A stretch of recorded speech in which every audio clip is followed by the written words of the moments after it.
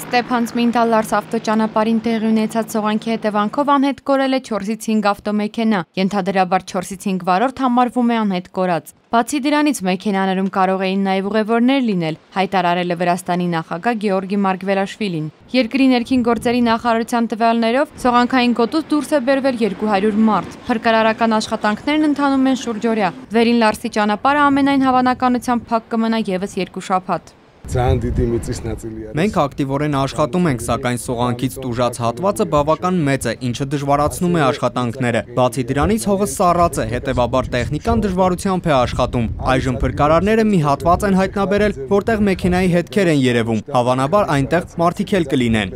Իդեպ Ռուսաստանը Վրաստանին որպես օգնություն 18 տոննա դիզելային վառելանյութ է տրամադրել։ Բացի դրանից օգնել է փրկարարավորողական աշխատանքներում։ Երկրի վարչապետը շնորհակալություն է հայտնել Մոսկվային ցուցաբերած օգնության համար։ Հայաստանի արտակարգ իրավիճակների նախարար Արմեն Գերիցյանն իր հերթին հեռախոսազրույց է ունեցել Վրաստանի ներքին գործերի նախարար Ալեքսանդր Չիկայիձեի հետ եւ հայտնել, որ Հայաստանի արտակարգ իրավիճակների նախարարությունը պատրաստ է աջակցություն ցուցաբերել վրացի գործընկերներին։ Նա սրտացավության եւ պատրաստակամության համար շնորհակալություն է հայտնել Արմեն Երիցյանին եւ նշել, որ կարիքի դեպքում անպայման կդիմեն հայ գործընկերներին։ Հիշեցնեմ, որ մայիսի 17-ին Վրաստանի ներքին Լարս ավտոճանապարհի միջնամասում Թերեկ գետի ափին 150 մետր երկարությամբ տարածքում տեղի էր ունեցել սողանք։ Աղետի պատճառով վնասվել է Ռուսաստանից Հայաստան մտնող գազատար խողովակը։ Բացի դրանից եւ Ռուսաստանի եւ Վրաստանի կողմից դադարեցվել են Կազբեկի անցակետի աշխատանքները։ Այս պահի դրությամբ այդ տարածքում արգելված է ցանկացած տեսակի տրանսպորտի երթևեկը։